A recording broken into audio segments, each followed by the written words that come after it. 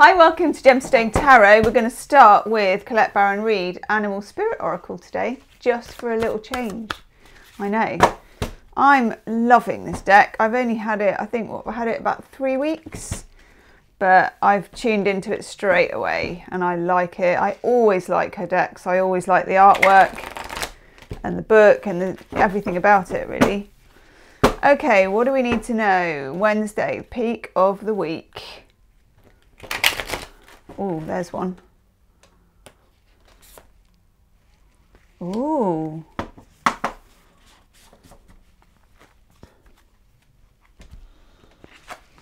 Beaver spirit, lay a solid foundation.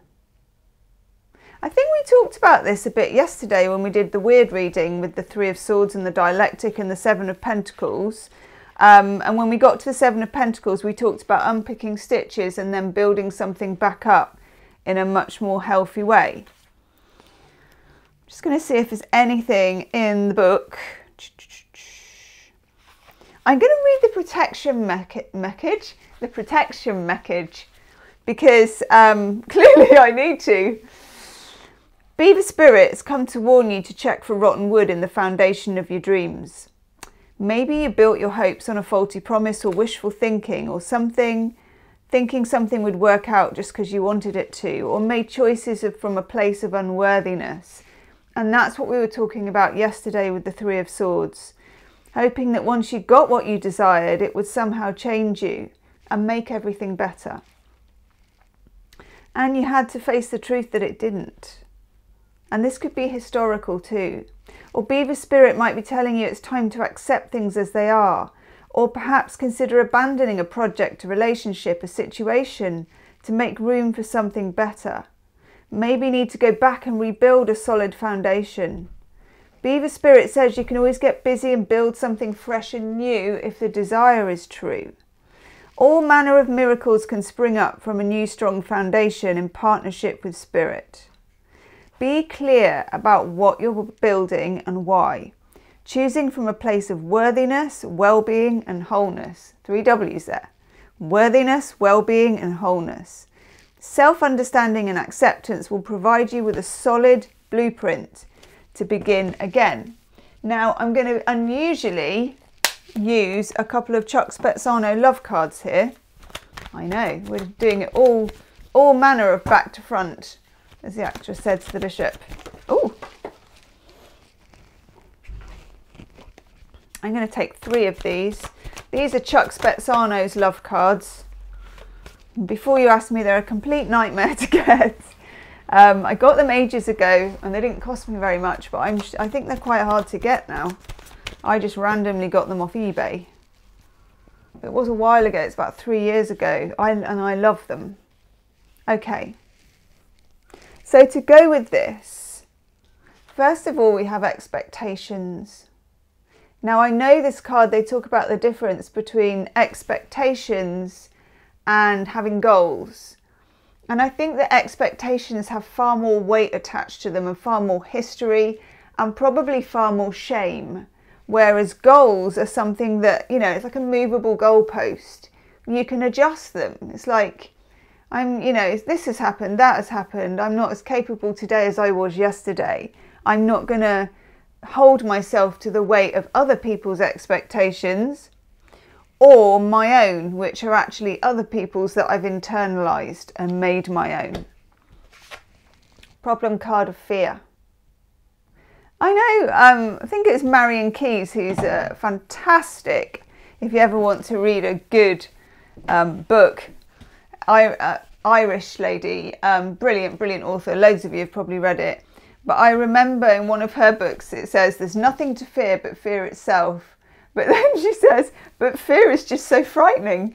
And I thought, yeah, that's very true. Because that's how you feel when someone says nothing to fear but fear itself. You're like, but that's quite frightening for me.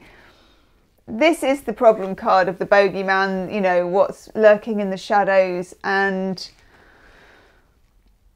there are different ways to dissolve this, but actually accepting it and integrating it, I think, is better than thinking of shining a light on it. Because when you turn the light off, it comes back. If you integrate it, it becomes part of the whole. We're having some very holistic readings this week. And then a gorgeous card, the luck card of irresistibility. Particularly if you're in this beaver spirit protection message where you're wondering whether you need to move on from something. And very often when we probably know we need to move on from something, a scarcity mindset will come in and you will have various feelings about, but I'm comfortable with this, at least I know this, there may be nothing better for me, this is as good as it gets, you know, all that kind of stuff.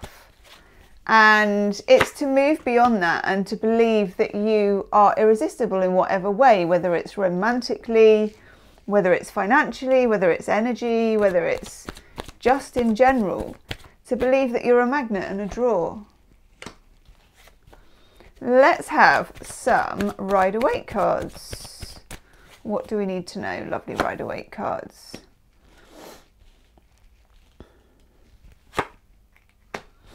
Yeah. Okay. I might do a biddly boot because I've actually done a shape and I never do a shape. I've done a little cross. Okay, let's see if we can do a biddly boot and probably see a load of pictures of the floor. Oh, it's like we're having a little biddly boot dance. Right. Okay, put that there. Put that there. Okay, so I'm doing it in this shape, which, as you know, if you watch a few of my videos, I don't normally. I normally do it in no particular shape. You know, I don't really have a spread. Those of you that have asked me, I'm not very attracted to formally laid out tarot spreads. I find them confining in a way. It might work for other people though, so you know, that's just my particular thing. But today we appear to have a cross because it felt like it.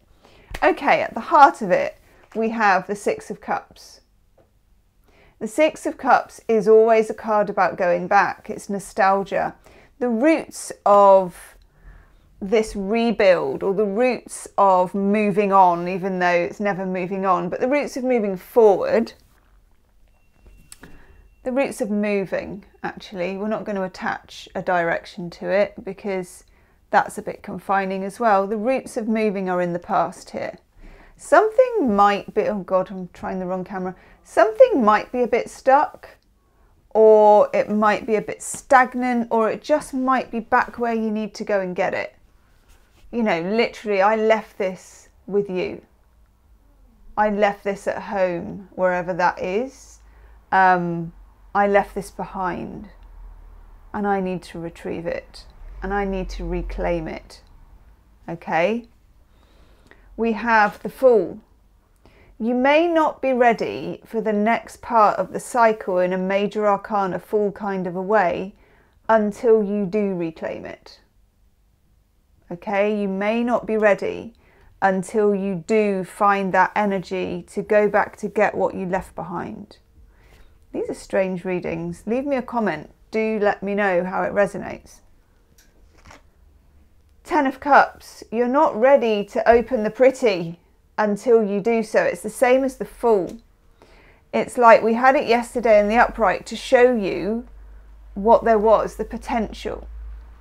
But it feels like we're not ready to unlock the potential until we've dealt with the past. And then here, the Three of Pentacles.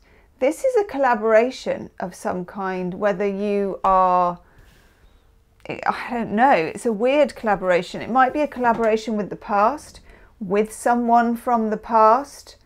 Again, this might be, if it's a romantic relationship, about an ex or an old relationship that died or whatever. But it feels like that is still a friend to you in helping you on your way now, okay? And then at the top, never to be kicked out of bed for eating crisps. The Six of Wands, winner, winner, chicken dinner or vegan alternative, here we are. This is proceeding. You know, this is a procession, literally, with a victory wreath and all of that lovely wand energy. And it's nice, it's movement. It's a procession, it's a celebration, it's a feeling of jubilance. Is jubilarity? Jubilance? It's a jubilant feeling. That's all I can say. My words aren't very good today. Okay, let's have wisdom of the oracle. Oh, yes. Oh, yes. I need 2 of those. And I need you. Yes.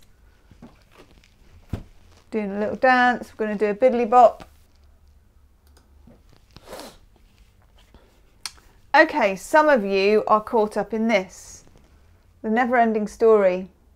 It's a very poignant card, this one. It has somebody who's like stuck on this sand timer. And it's like, we've got yes, no, love me. It's the he loves me not. You know, that whole thing with the flower thing. I don't know, I can't remember how. Oh, picking petals off, isn't it? He loves me not.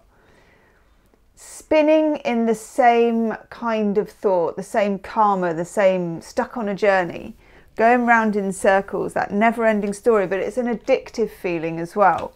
And then we get regeneration. If you burn the roots, new trees can grow. Okay?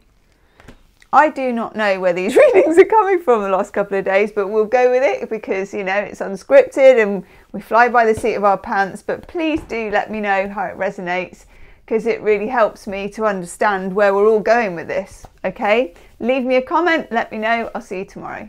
Namaste.